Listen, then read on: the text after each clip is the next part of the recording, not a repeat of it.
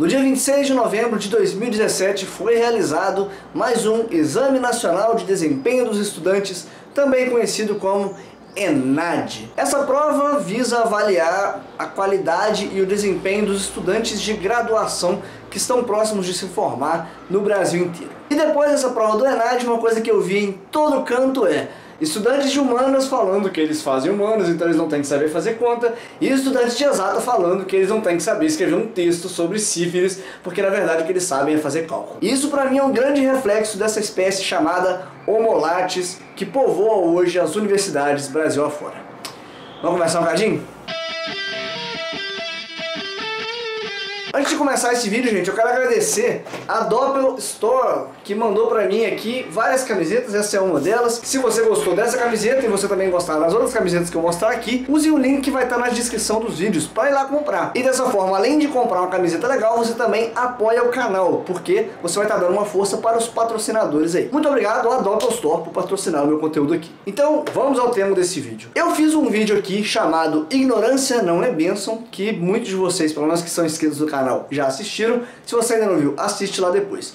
Onde eu falei sobre o índice de letramento científico do brasileiro. E aquele índice, a forma dele testar o letramento científico da população era apresentar alguns textos simples, textos para as pessoas tentarem tirar a informação a partir do que elas estavam lendo, alguns gráficos também que as pessoas tinham basicamente que tentar interpretar ali o que aquele gráfico dizia e tirar conclusões sobre causa e consequência, propor soluções, coisas desse tipo. E naquele vídeo, uma coisa que eu não citei, que era bastante interessante até, mas eu achei que ia prolongar o vídeo de forma desnecessária, um dos dados que aquele relatório obteve não foi só sobre o letramento científico da população em geral. Ele também separou em categorias por níveis de graduação, níveis de estudo, eu não lembro exatamente a palavra aqui agora.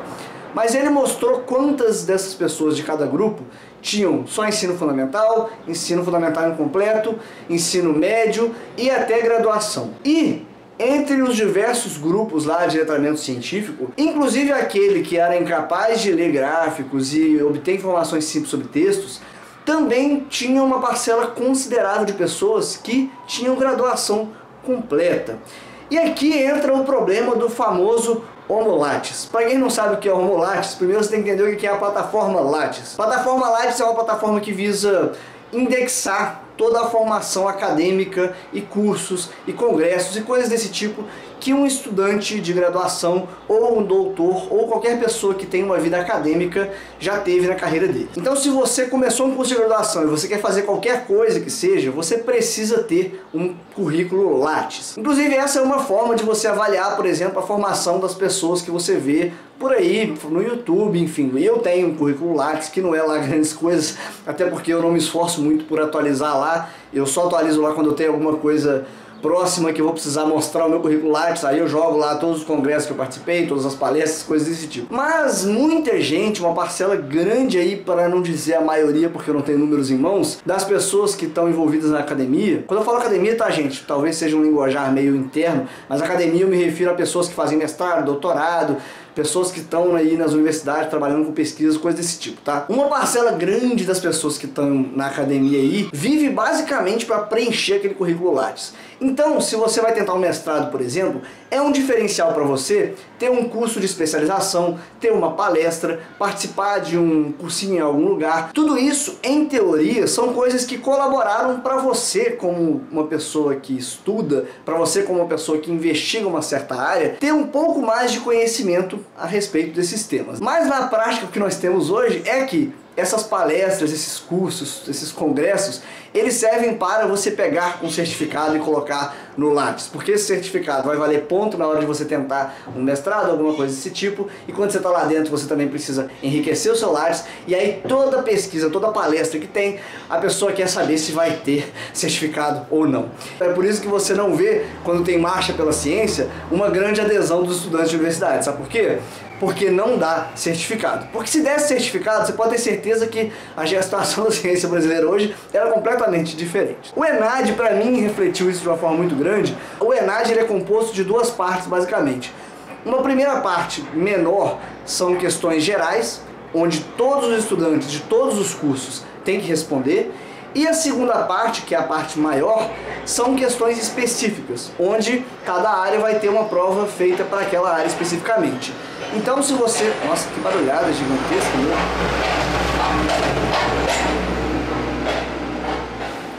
Enfim, então se você é um estudante de física, por exemplo, você teria 10 questões ali gerais, que eram comuns a todas as áreas, e você teria mais 40 questões que eram especificamente da sua área. Dessas questões, 5 eram questões discursivas, ou seja, você era perguntado algo, você era apresentado uma situação e você tinha que responder escrevendo algo ou desenvolvendo a sua resposta. E todas as outras 45 eram questões de múltipla escolha. Obviamente você também teria que fazer seus cálculos ou seu raciocínio, mas ao final das contas você teria que escolher uma opção. Dentre essas opções, nem sempre era só uma questão de escolher a resposta certa, né? Às vezes eles iam te apresentar ali 5 afirmações e te perguntar, dessas 5 afirmações, quais delas estão corretas? E aí ele te falar só a primeira, a segunda, a terceira e tal. Na parte geral, o que aconteceu foi que tinham algumas questões discursivas, onde se apresentavam questões sociais, basicamente, questões políticas, eu acho difícil usar essa palavra sociais e políticas hoje, porque as pessoas já estão tão vinculadas eu acho que agora parece estar começando a se desaquecer um pouco os nervos nessa história, mas ainda é muito forte esse sentimento de falou social, o pessoal já pensa em esquerda. Falou política, o pessoal já pensa na Dilma, no Lula, no Bolsonaro. E não é isso. Questões sociais e políticas são questões sobre a sociedade onde a gente vive. É basicamente isso. Então essa prova trazia alguns temas que imagino eu que qualquer pessoa, eu não vou nem dizer pessoa que esteja ativa na sociedade, mas qualquer pessoa que consiga ler um texto deveria conseguir entender as informações que estão ali e articular algo a respeito. E na parte geral também teve uma questão, por exemplo, algumas questões apresentando um gráfico com porcentagens, falando sobre você olhar para uma conta de luz de um consumo e avaliar se aquilo está certo ou não. Não eram coisas tão complicadas assim. Mas a quantidade de reclamações que eu vi de gente que é da área... eu vi especificamente o pessoal da engenharia falando que eles não tinham que saber falar sobre sífilis, por exemplo, que foi uma das questões gerais. E eu vi gente reclamando das contas, e aí aquela velha frasezinha, eu sou de humanas. Toda vez que alguém fala isso, eu associo de cara, essa pessoa que curte astrologia, ela usa miçanga, ela quer terminar a faculdade para viver da arte na praia. E eu acho que não devia ser assim, porque isso reforça essa imagem da pessoa que a área de humanas é tudo questão de opinião e que não tem utilidade nenhuma. Isso reforça a área que o pessoal da engenharia só sabe fazer conta e não sabe fazer mais nada. Eu acho que a gente que está se envolvendo com os estudos, a gente tem que entender, nós temos que ser os primeiros a compreender a importância da interdisciplinaridade. Ah, Davi, é muito fácil para você falar, né? Porque não foi você que teve que ficar lá 4 horas sentado fazendo essa prova, né? Pois é, meus amigos, a questão é que eu tive sim que fazer isso. O ENAD, ele é obrigatório para todo mundo que está fazendo a graduação em algum momento. Quando você está próximo de se formar, você vai ter que fazer essa prova. E eu, este ano, tive que fazer essa prova, né? Então, sim, eu tive que sentar por 4 horas lá e responder essas questões. Eu tenho que ser honesto que eu achei 4 horas para a quantidade, pelo menos o tamanho das questões, eu fazendo a prova de física, eu achei que 4 horas foi um pouco, talvez meia horinha a mais teria sido suficiente, porque em algumas você tinha que fazer conta, não tinha nenhuma conta muito complicada para se fazer, mas quanto mais rápido você tem que fazer, mais a chance de você errar. E se o papel do ENAD é avaliar o ensino, é avaliar como estão os estudantes, eu acho que você precisa dar pelo menos um tempo suficiente para eles poderem pensar com calma nas perguntas e tudo mais, para desenvolver a resposta com um pouco mais de tranquilidade. Obviamente não precisa dar 5 dias de prova, mas pelo menos um tempinho a mais, porque aí sim você avalia o que os estudantes sabem, e não só... Porque uma coisa interessante do ENAD é que é o seguinte, quando as pessoas vão fazer prova do Enem, todo mundo chega e senta igual um robô, né? E olha, ninguém olha pro lado, tem seu nome na carteira, e você respira fundo, todo mundo com um lanchinho, e a pessoa está estudando o ano inteiro para aquilo, né? Todo mundo ao seu redor é concorrente. O ENAD... Eu fui lembrar que eu tinha que fazer ENAD no meio da semana agora, porque alguém mandou no WhatsApp perguntando onde eu ia fazer prova, sabe? E quando eu cheguei na sala, A maioria do pessoal ali é organizado por curso, então todo mundo que estava ali na sala era gente que está na minha faculdade, próximo de se formar também.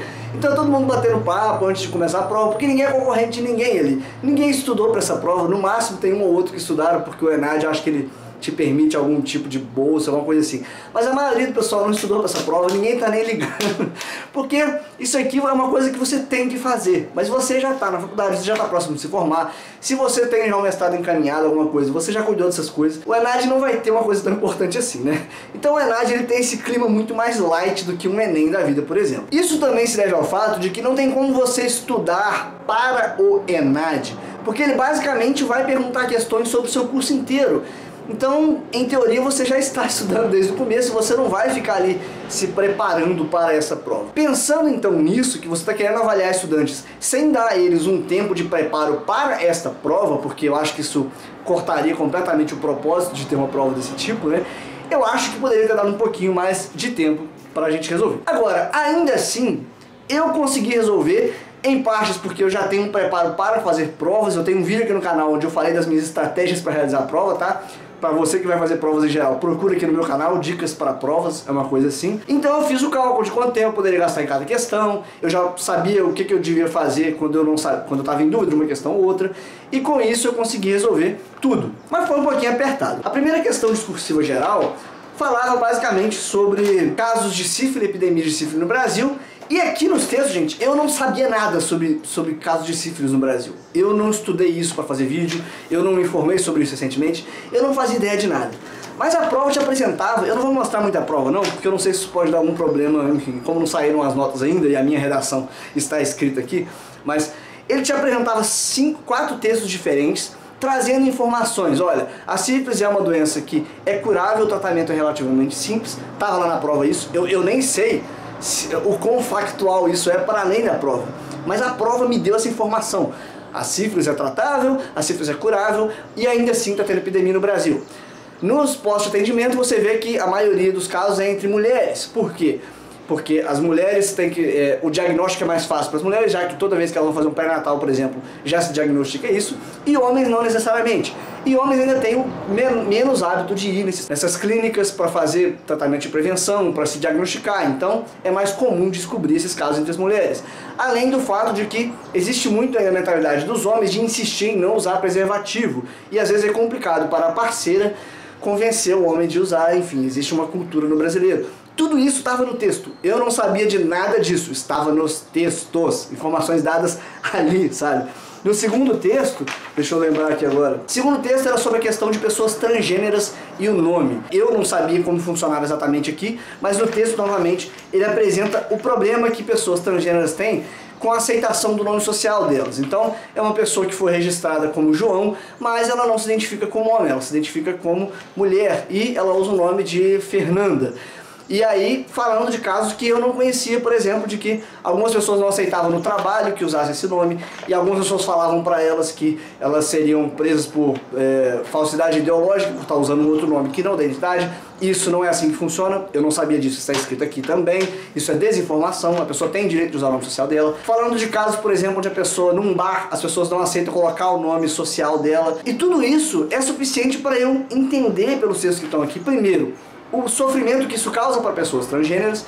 Segundo, que elas têm o direito sim de colocar o nome delas no currículo, o nome social, elas não têm que usar o nome da identidade. Terceiro, a partir dessas coisinhas aqui, eu tinha basicamente que falar sobre esse problema e propor soluções, propor formas de a gente tratar essa sociedade.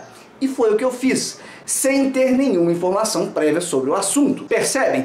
E eu sou aluno de física, eu não sou de humanas, que raiva que me dá essas coisas. Não é questão de você ter um diploma ou não, inclusive no indicador de letramento científico, como eu falei lá no meu vídeo, mostrava que entre as pessoas que tinham letramento científico, muitas não tinham diploma superior. Só que a gente tem essa cabecinha ainda de que entrou na academia, você é esse estudante deste curso, esse é o seu papel de vida agora, é tudo que você vai fazer. Você não precisa mais ler sobre esse assunto, você não precisa mais se informar, você não precisa fazer nada. Não é assim, gente. Eu acho que você, que é um estudante de graduação, precisa no mínimo saber ler um texto e tirar informações dele. Isso é letramento científico. Letramento científico não é você saber fazer integral, você saber fazer a série de Fourier, mas não saber ler um texto que tá te falando que você tem que usar camisinha, sabe? Não é uma coisa tão complicada assim, gente, sério.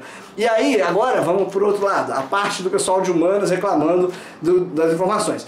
Ele te mostra um gráfico com porcentagens e ele basicamente coloca 4 respostas absurdas, simplesmente para ver se você sabe ver nessas barras dos gráficos que isso aqui não significa nada, sabe? É coisa simples, é coisa que se você olhando aqui, você tivesse um pouquinho de disposição de olhar, você entenderia. O problema é que o pessoal já tem na cabeça de que eu sou aluno de humanas, então eu não posso olhar para um gráfico, sendo que inclusive na área de humanas tem muitos dados de estatística que vocês precisam saber ler. Se vocês não sabem ler essas estatísticas, aí vocês começam a cair nesses grupinhos que tem por aí de Facebook, que viram um enjoamento de miçanga mesmo na internet e cria esse estereótipo do aluno de humanas. Ao invés da gente pensar que o aluno de humanas é um cara que entende dados sobre a sociedade e que visa purificar as informações que ele recebe de forma a compreender realmente como a sociedade funciona, aí a gente começa a ver o aluno de humanas como o justiceiro social que só tá ali pensando nas causas e não consegue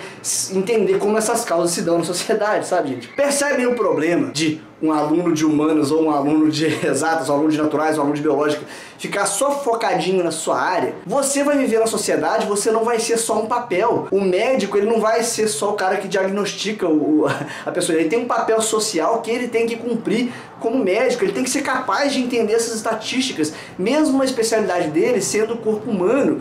Um aluno que vai trabalhar com ciências sociais, ele tem que ser capaz de compreender essas informações, por exemplo, uma informação básica, gente. A outra conta que reclamaram é uma conta que eu não vou mostrar de novo a prova, mas é uma conta que te mostra basicamente quanto você paga na conta de luz, na bandeira verde, na bandeira amarela, na bandeira vermelha, e ele te apresenta as situações novamente. Resposta absurda com resposta que faz sentido. É isso. É só você saber olhar uma conta básica. Se você não sabe fazer essa conta básica de olhar quanto é a bandeira verde, quanto você tem que pagar e quanto você consumiu, e saber se essas coisas juntas vão dar um certo valor, algo em torno de um certo valor, porque a conta aqui era basicamente assim: se você tivesse uma calculadora na mão, você ia encontrar um valor de R$500.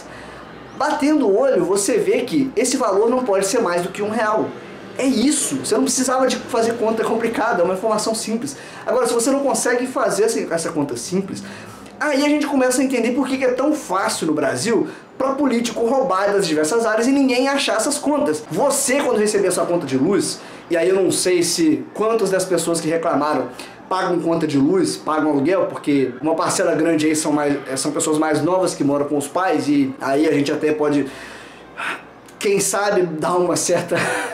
com um pouco de misericórdia que eu não tenho, mas a gente pode até dar uma certa compreensão nesses casos. Mas se você já saiu de casa, você paga sua conta de luz, paga seu IPTU, se você paga essas coisas, você precisa saber esses cálculos. Não importa se você é médico, se você é físico, se você é filósofo, não importa. São contas que fazem parte do seu dia a dia. E se você vai ser um cidadão, se você vai atuar na sociedade, você não pode ser só o homo lattes, você não pode se restringir a sua cabecinha só às coisas da sua área. Então, gente, eu não vou aqui discutir se o ENAD como prova, como avaliação é uma coisa eficaz. Honestamente, eu tenho uma série de críticas aí a sistemas de avaliação, a forma como eles funcionam, o que eles realmente avaliam, mas essa reação das pessoas, simplesmente por terem sido ligeiramente questionadas sobre coisas simples, que elas, como pessoas que tiveram mais oportunidades de estudo que o restante da população, deveriam saber, sabe? Só o fato delas reclamarem disso já mostra pra mim, mais uma vez, o grande problema que eu vejo nessa grande especialização que as pessoas fazem quando entram aí na vida acadêmica. E aí nós temos a criação do famoso homo lattes, que faz tudo só pelos diplominha, que faz tudo só pelos certificados, mas que não está de fato se tornando um recurso valioso para o país, sabe? Que não está se tornando de fato aquilo que eu acho que uma pessoa que teve essas oportunidades deveria se tornar. Então, se você é um aluno aí de física ou de matemática e de outros cursos de naturais e de exatas, e você acha que você não precisa entender essas informações, você é parte desses problemas, você é parte desse gráfico, por exemplo, de pessoas que não entendem como se prevenir de DSTs, que não entendem a importância de você usar camisinha na hora de fazer sexo, que você não vai ler um texto e você não vai conseguir tirar essa informação que esse texto quer te passar. E se você é de humanas, você é de sociais e você acha que você não devia fazer essa continha, você também está sendo mais um que ajuda e facilita a espalhar essas estatísticas que ninguém entende o que significam. E você está reforçando esse estereótipo do aluno de humanas que só sabe fazer miçanga e que poesia e dançar com um monte de papel colado no corpo. Um último comentário sobre isso, gente, é o seguinte: quando nós vemos hoje que a ciência, o orçamento para a ciência está em cerca de 3,5 bilhões de reais, o que isso significa? Não importa de que área você é, você devia compreender que este número separado, esse número isoladamente, não significa nada. Você tem que entender que fração do PIB esse número é. E se você é da física e matemática e já pensou nessa questão da fração, não basta você saber fracionar. Você tem que entender o histórico dos investimentos. Você tem que entender que, independente de quanto isso é hoje da fração, quanto era ano passado, quanto era no ano retrasado, e em outros governos, e em outros países, como é. Percebe como essas coisas se entrelaçam uma vez que você sai do grupinho da academia, uma vez que você sai da universidade e vai para o mundo real, e vai para a sociedade? Pois é por isso que a interdisciplinaridade é tão importante. E eu honestamente discordo muito, e eu acho que todo mundo que está reclamando de ter que lidar com outras áreas aí devia sim repensar a sua forma de encarar a academia e a vida. Para você que não assistiu o vídeo de ontem, assista, o título dele é Procrastinação. Por um período indeterminado, quem sabe para sempre não, porque eu vou morrer alguma hora, né? Mas para muito tempo ainda, enquanto eu aguentar fazer, enquanto a vida não mudar as condições aí, vamos ter conteúdo do Primata Falante de segunda a sexta. A maioria dos vídeos, vão ser vídeos e eu vou postar aqui no Primata Falante mesmo. Mas eu tô com alguns projetos em paralelo aí, por exemplo, podcasts, né? Então, vão ter dias da semana que eu não postar vídeo aqui, vocês vão saber que eu postei alguma coisa em outro lugar. Mas eu vou avisar tudo isso aqui no canal, obviamente. Então, fiquem de olho nos próximos vídeos aí. Por enquanto, é vídeo todo dia aqui, de segunda a sexta. Todo dia ou de segunda a sexta, né? As duas coisas não dá. Vídeo de segunda a sexta aqui no canal. E eu pretendo finalmente voltar a fazer as lives todas as sextas-feiras, tá? Então, nessa sexta, ou seja, amanhã, nós já temos a primeira live dessa nova fase do canal. Vai ser às 10 horas a princípio. É isso, 10 horas da noite, sexta-feira, dia 1º de novembro, ok? Muito obrigado a todo mundo que torna o trabalho possível através do padrim.com.br/primatafalante, patreon.com/primatafalante e de outros meios, primatafalante.com/apoiar. Se você gostou dessa mudança aqui no canal, se você gosta dos meus vídeos, eu te peço que considere se tornar um apoiador através de um desses meios aí. Com qualquer valor você já facilita aqui que eu continue mantendo essa agenda, tá certo? Ainda mais, enfim, com o AdSense já se mostrou a fonte menos confiável do universo. Grande abraço pra vocês e até o próximo vídeo.